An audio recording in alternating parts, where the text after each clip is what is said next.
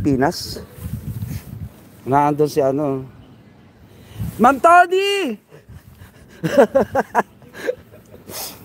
So Josh! Shout out sa mga nasa baba. Hey! Inasilip. Boss Bambi!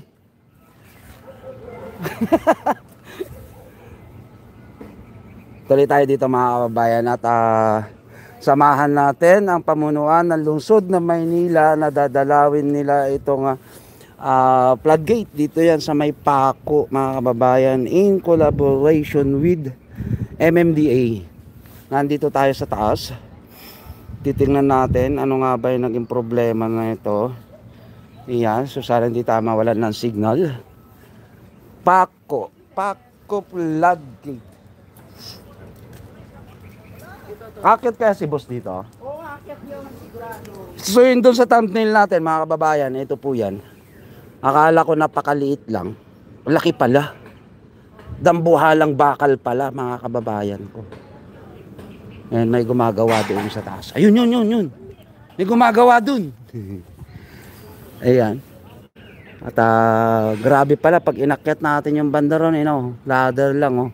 Pero pwede naman tayo umakyat doon as per bossing.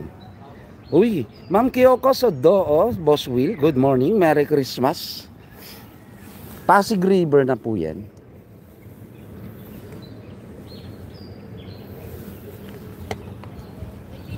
Ito yung ano, diba? Estero de Paco. Pero ano to? Ito yung Estero de Paco.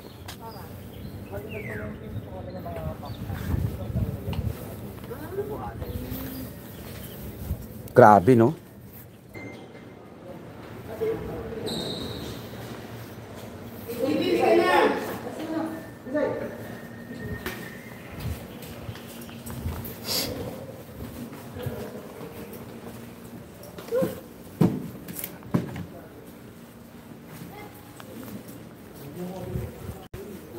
Iba ka sa lahat.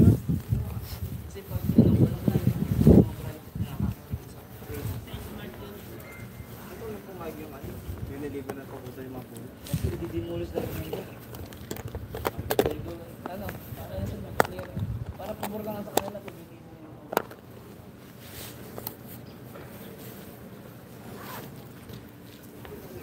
Wala po yet ko. Pumping station.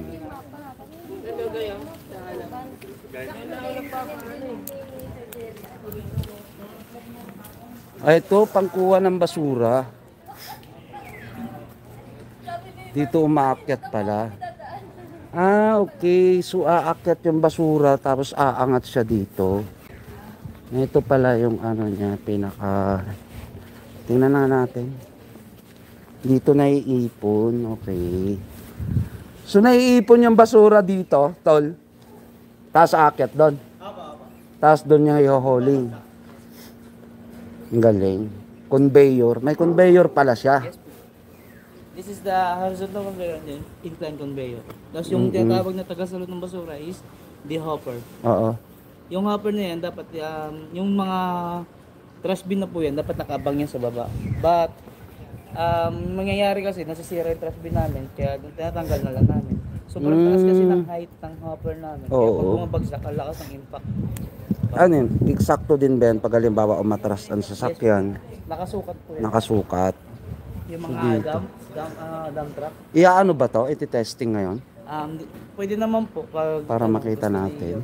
Kung gusto ni Yorme. May screen na siya, no? Yes, so meaning yung sinasabi mo, ito yung mga bababa tapos gaganon, pupunta dito. Which is yung tapos babagsak dyan. Napapamot po natin na tubig na para mistero na marumi na dapat may basura is filterized na siya. Galing ah. Ibig sabihin, pag yung nalabas na ng pump natin is malinis na tubig na lang mismo. Hindi naman yung amoy wala dyan. Yung amoy nandun pa din pero wala na yung solid waste. Wala na solid waste na nakukuha na namin. galing kasi nakita ko dun, okay, conveyor pala to, sabi. So doon iaangat niya papunta diyan tapos yung ikot nito pa ganito. Tapos babagsak diyan tapos ito naman paangat pa ganoon. Tama? Umaakot yan sir, ang tawag yun is trash light. Ha? Trash rake ang tawag niya. Trash Yun rate. yung ngipin niya, rake na po. Yung parang kumukuha ng basura. Kumbaga parang suklay siya. Kaganon niya yun dyan. Naka-align siya dyan, di ba? Galing. Yan. Parang automatic yan sir. Minsan. Boss Alfred, bali inspection po ito dito sa Paco Pumping Station. Sila Don, Chairman Don Artes, Yorme Isko. Saan yung daanan nung ano na yun, boss? Ito na. So sana hindi siya madulas.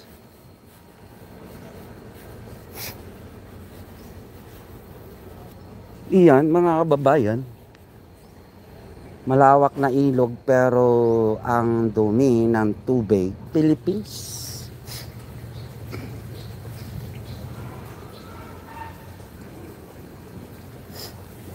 Abangan nyo lang mga kababayan para makita natin kung ano yung magiging ano nila dito, program na gagawin sa pumping station ng MMDA. MMDA na nag-handle nito. Pero ito ay pumping station dito yan sa may Paco at ayun po yung nasira. Akala ko kung ang liit lang na bakal. Ang laki pala.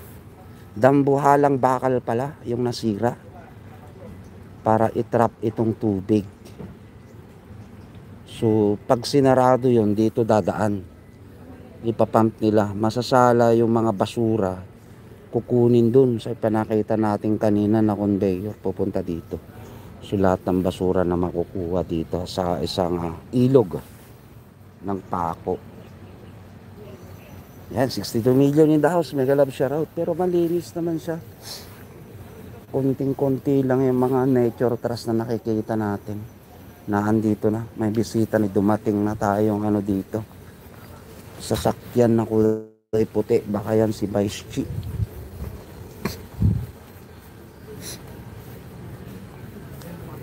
Good morning, sir. Good morning po. Sino yan? Si Chairman Artes. Chairman. Nandito na si Sir Don. Ayan na. Si Sir Don, mga kababayan. Tuloy-tuloy na natin yung live streaming natin. Si Sir. Good morning.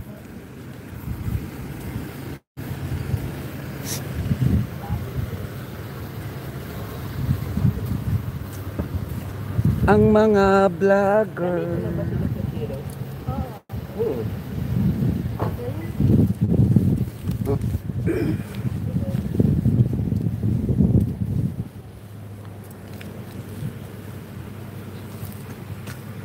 Kamusta? Kalid ka na naman. Siyempre, pinakaway kita kanina. Ito ako sa likod mo. Ha? Okay damay ka. Hindi, kaya nga inuunahan kita eh. Pero kanina, nandun ka na. Hindi, nakasobrero naman ako. Hindi ako sobrero. Galing talaga. Naman. Tayo mga pangit ka na nagkadali. Ha? Grabe siya. Grabe siya talaga. Lakad-lakad lang tayo.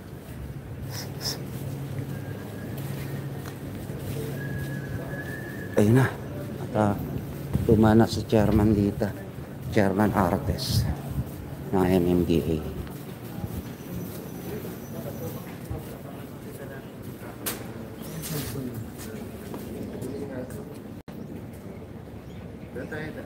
Good morning, chairman. Lipat kami sa kabila para makita yung stop lot. Ayun. Oo, yung ikakabit. Lipat na kami dyan, pare. Pumunta kami dyan. May dawaanan ba dito, Tol? May daanan ba dyan? Sa kabila, sa kabila. Saan kabila? Doon pa po lalabas po eh. Basta tumatawag natin sa jeep.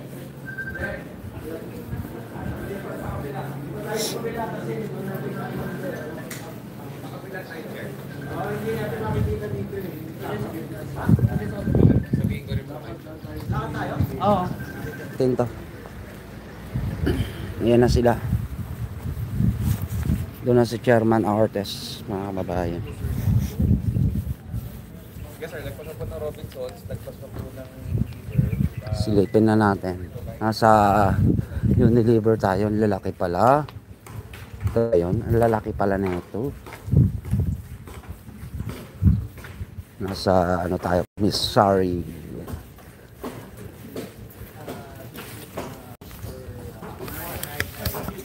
Tuhod po, gabi-gabi po. Gabi-gabi. Opo, gabi-gabi po. Grabe. Actually Basta po, pag nag-high tide. actually, isang buwan na nga po eh. Hindi po ba sabi nila dati, 14 days. Ang nagpas na po Pero sa 14 nung days. nung hindi pa to nasisira, walang Wala baha. naman, nung hindi pa po nasisira itong floodgate, wala namang pagbabahang nagagana. Normal lang po yung takbo ng Kailangan talaga magawa. Kailangan magawa. Pag high tide yung ano, Pag high tide po, dumadaan na dito sa Pasig, tapos sa inyo basta napunta. po high tide. Minsan Ah. nagsisimula po alas 8 ng umaga. Humuhupa po yung high tide alas 3 ng madaling araw. Kaya po yung mga tao, napupuyat po. Nang walang tulog, kakalimas. Apektado na rin po, bahid sa tubig, sa kuryente.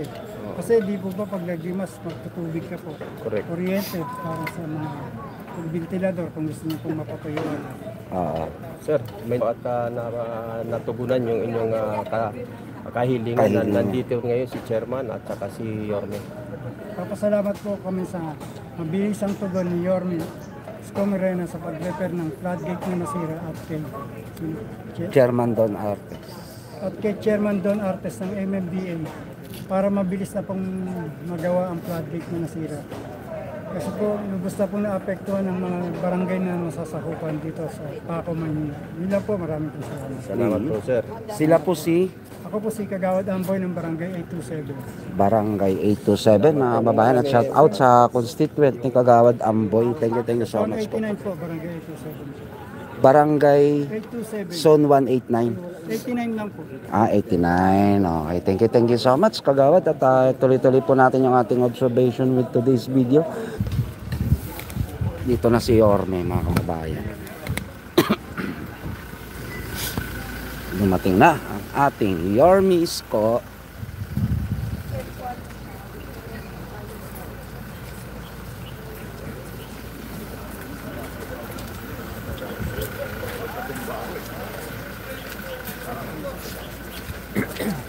Dito tayo, dito tayo.